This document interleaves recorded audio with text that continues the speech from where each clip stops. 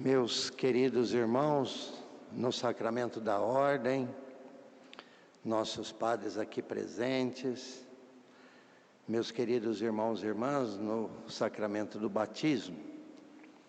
Hoje é um dia de festa para nós. Estamos abrindo o nosso mês mariano diocesano.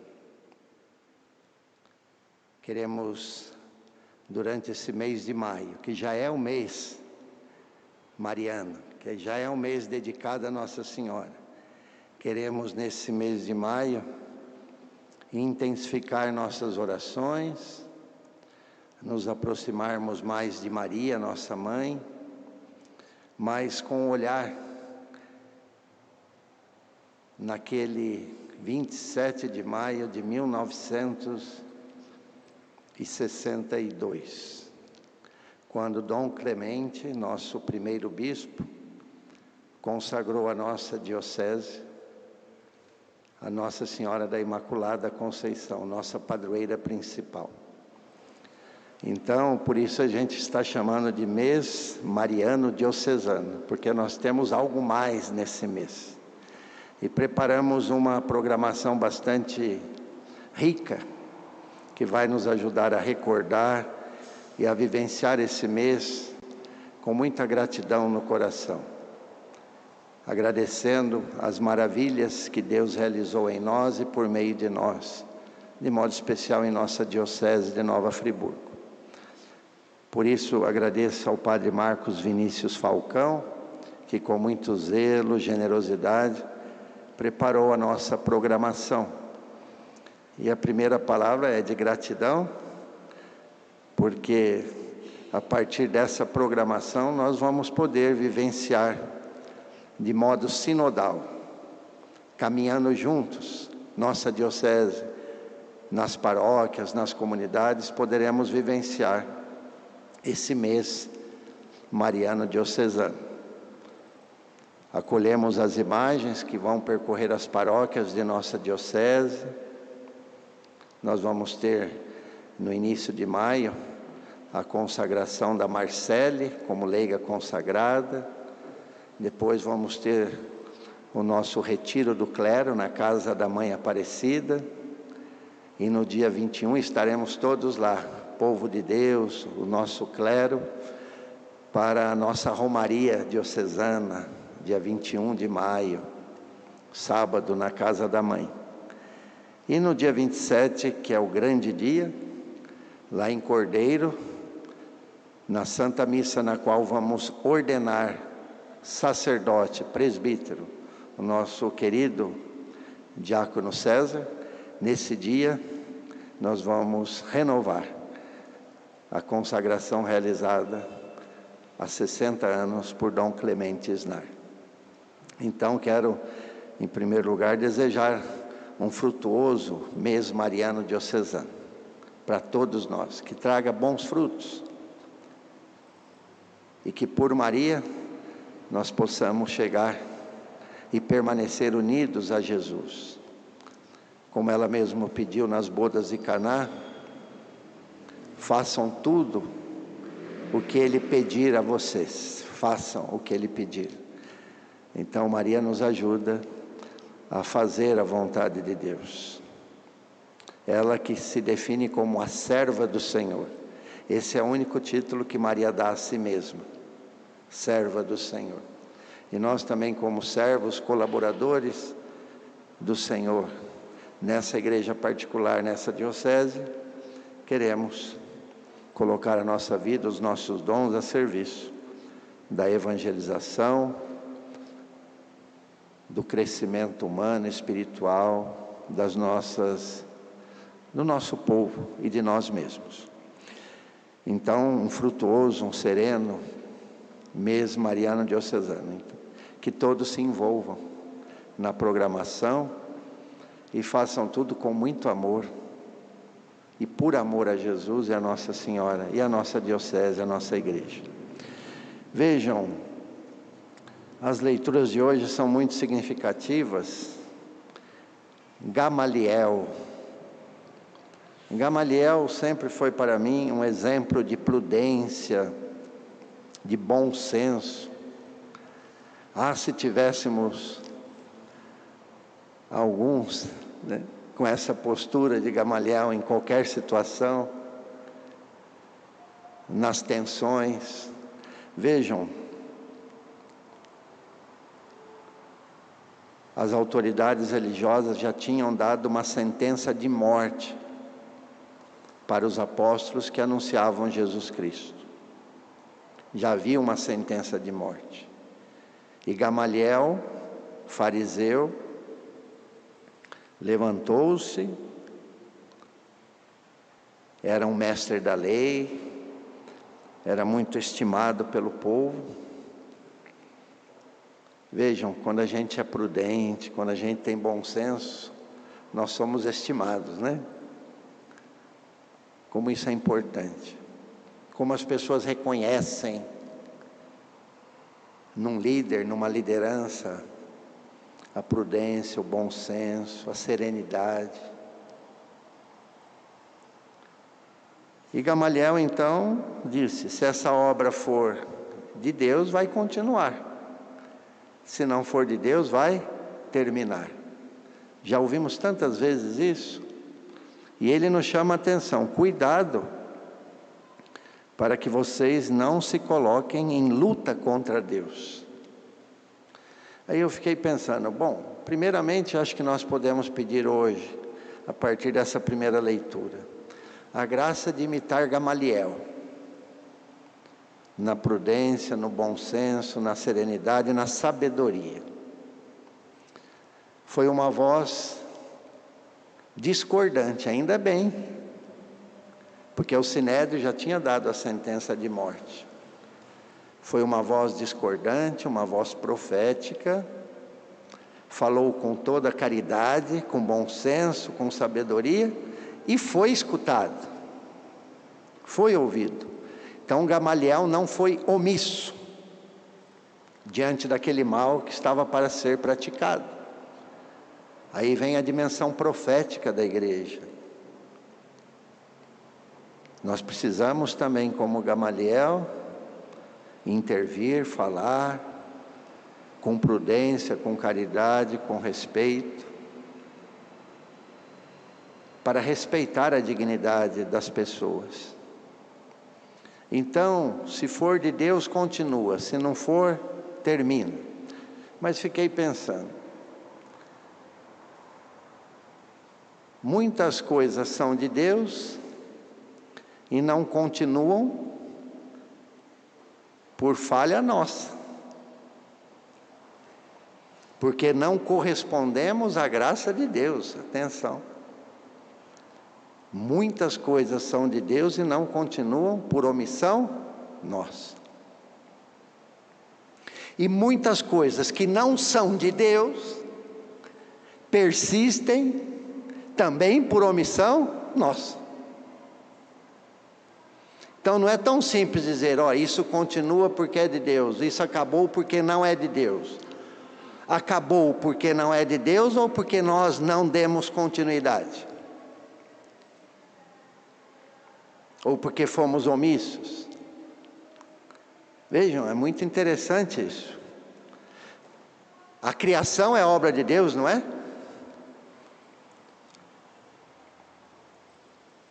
E Deus quer que nós destruamos a nossa casa comum, a obra dele?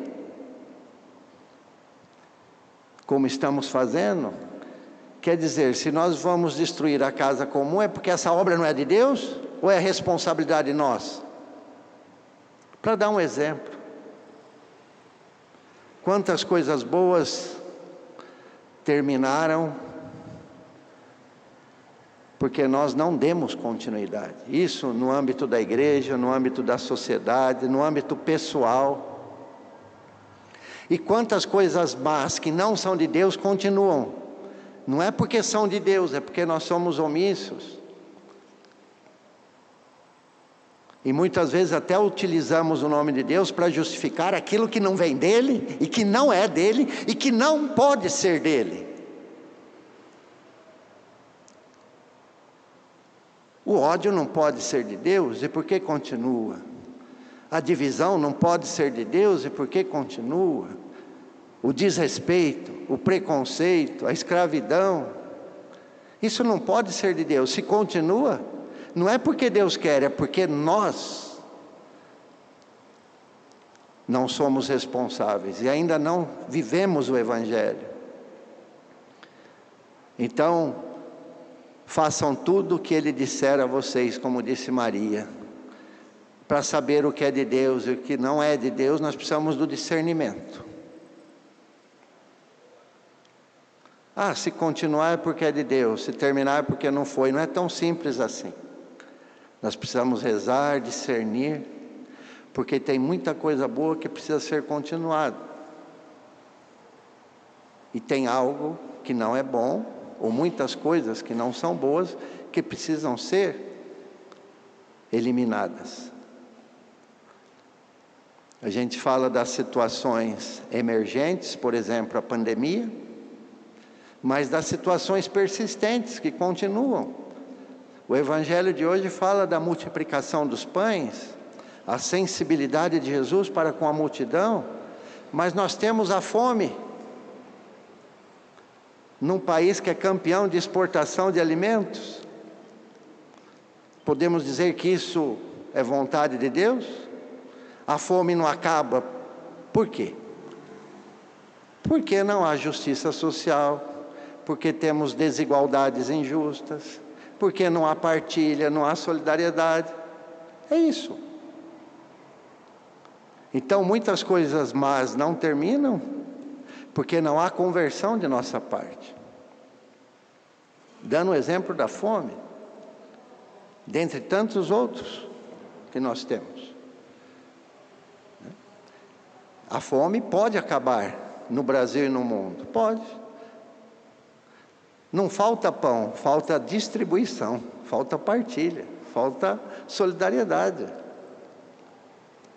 É isso que falta. Sem contar o desperdício que temos, poucos com muito e muitos sem nada. Vejam, Jesus mandou recolher tudo o que sobrou. O lixo, o nosso lixo, os resíduos sólidos no Brasil é um dos lixos mais rico do mundo. Nós jogamos muita coisa fora, muito alimento. Países que passaram por guerra, por situação de escassez, não desperdiça absolutamente nada. E se a gente olhar para o nosso lixo, é um referencial. A gente vai ver quanto desperdício temos. Eu já morei em outros lugares, em outros países. E a gente vê que não há desperdício. O nosso lixo orgânico é muito grande. Isso tem tudo a ver com o Evangelho de hoje.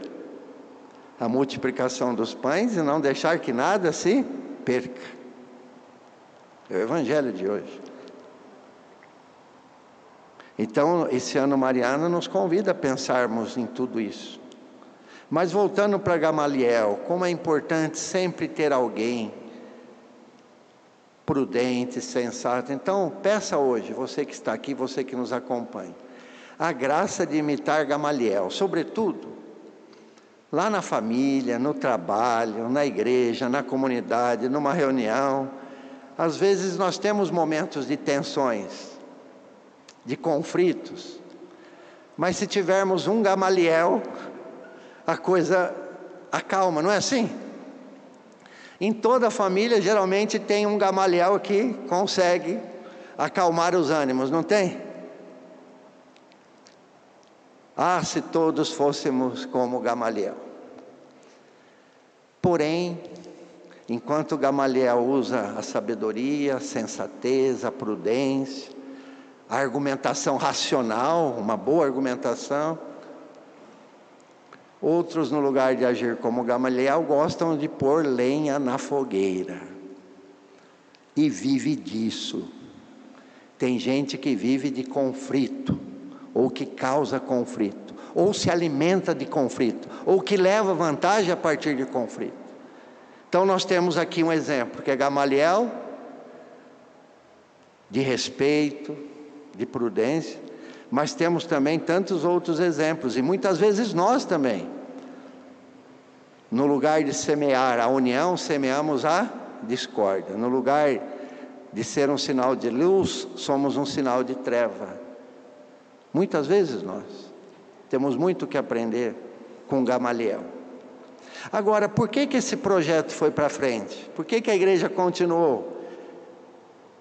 Como disse Gamaliel, se for de Deus, vai continuar. Se não for, acaba. Continuou porque a igreja nasce do lado aberto de Cristo na cruz. A igreja é confirmada em Pentecostes, no o Espírito Santo, que nos envia, mas também o final do Evangelho de hoje. Eles foram açoitados e proibidos de falar em nome de Jesus.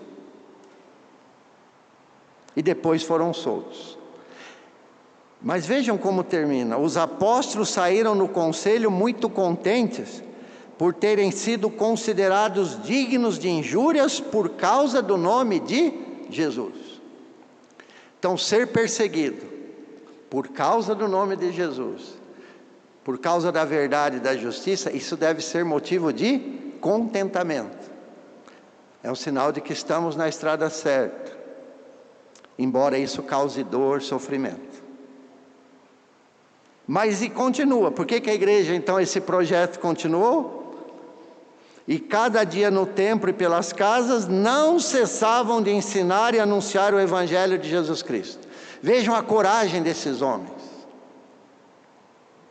Mesmo tendo sido proibidos, eles continuaram a anunciar o nome de Jesus. Como dizia o Evangelho a leitura de ontem, desculpem, é preciso obedecer antes a Deus do que aos homens. Então, a obra, a igreja, que nasce do lado aberto de Cristo, que é conduzida pelo Espírito, ela também conta com a coragem dos apóstolos. E precisa contar com a nossa coragem, para que a gente possa, mesmo nas situações adversas, anunciar o Evangelho de Jesus Cristo. Olha só, não anunciar nossos interesses, nossas ideologias, anunciar o Evangelho de Jesus Cristo, anunciar a palavra. E a igreja se constrói sobre o anúncio da palavra, a pregação, a igreja missionária. Então, se queremos que uma obra boa continue, nós precisamos também, além, primeiramente, contar com a graça de Deus, com a ação do Espírito Santo em nós, mas também com o nosso compromisso, a nossa adesão, a nossa perseverança. Porque não podemos simplesmente dizer, acabou porque não era de Deus, ou porque não era vontade de Deus. Atenção, nós precisamos ter uma consciência crítica, um discernimento, e ver se acabou porque não era vontade de Deus, ou se acabou porque foi culpa nossa, ou omissão nossa. É diferente, seria muito cômodo. Então, essa primeira leitura é um projeto de vida para nós. A sabedoria de Gamaliel e a coragem dos apóstolos. É preciso obedecer antes a Deus do que aos homens e anunciar o Evangelho.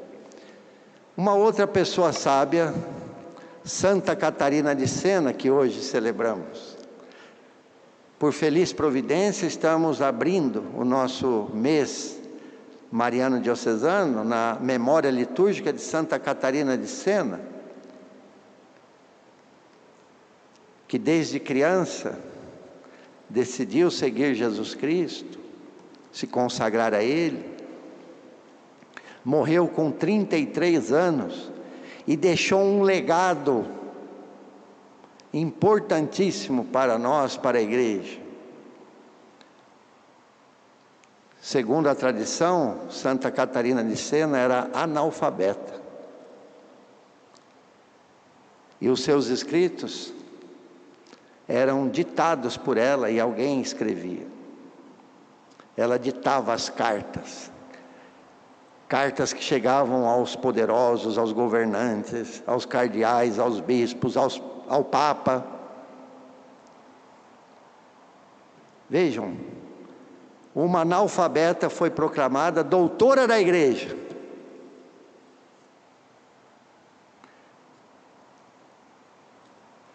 Eu te louvo, ó Pai, porque revelastes estas coisas aos sábios e pequenos. Doutora da igreja, uma analfabeta. Por quê? Porque ela fez a experiência profunda de Jesus Cristo. E na sua breve vida, ela trabalhou incansavelmente pela unidade da igreja. A igreja vivia um momento de tensão, de divisão. Vejam, uma mulher no século XIV, analfabeta. Vejam a grandeza dessa mulher. Aqui temos Gamaliel na primeira leitura. E temos Santa Catarina de Sena, hoje. Sabedoria. E a sabedoria de Jesus, que não se deixou que o povo fizesse rei, que não permitiu isso. Porque o poder de Jesus não é terreno, o poder dele é o amor. Isso é sabedoria. Não se deixar levar pela comoção do momento. É lógico, o povo estava feliz. Jesus multiplicou os pães. Esse é o rei que queremos. Mas se acompanharmos o capítulo 6 do Evangelho de João, nós vamos ver que não era bem isso que eles queriam. Eles queriam apenas o pão, não o ensinamento, não a mensagem, não o compromisso com Jesus. Então a sabedoria de Jesus de não se deixar levar pelas emoções do povo. Ele veio para fazer a vontade do Pai. Se retirar, rezar, a humildade de Jesus. E Santa Catarina, então, é uma santa muito atual para os nossos dias.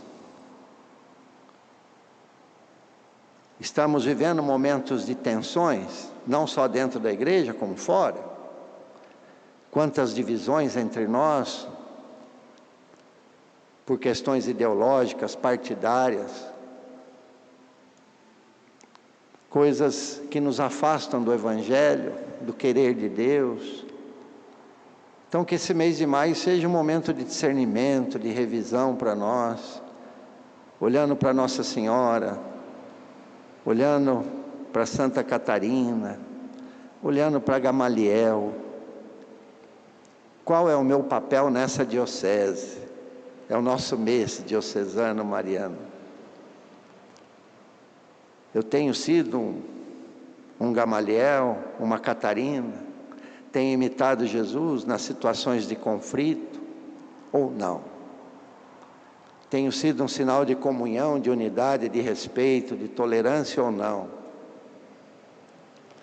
Santa Catarina conseguiu dialogar com os poderosos, tanto no âmbito político, como também com as autoridades eclesiásticas. E conseguiu pacificar a igreja. E nós, o que podemos fazer para pacificar a nossa igreja, a nossa diocese, o nosso coração, o Brasil e o mundo? Não precisa ser doutor para isso. Basta seguir Jesus Cristo. Basta fazer a experiência profunda de encontro com Ele. Então, cada um aqui pode ser um doutor na arte de pacificar, na arte da comunhão, da unidade, do respeito. Essa é a missão para nós hoje. E eu vou concluir com um breve texto que está na liturgia das horas de hoje. de Santa Catarina de Sena. Como disse, ela não escrevia, alguém escrevia para ela. A sabedoria que vinha do alto, com a qual ela orientou a sua vida e nos deixou um legado tão rico. Saboreei e vi. Vós, Trindade eterna, sois como um mar profundo, no qual quanto mais procuro, mais encontro. E quanto mais encontro, mais cresce a sede de vos procurar. Saciais a alma, mas de um modo insaciável, porque saciando-se no vosso abismo, a alma permanece sempre faminta e sedenta de vós, ó Trindade eterna, desejando ver-vos com a luz da vossa luz.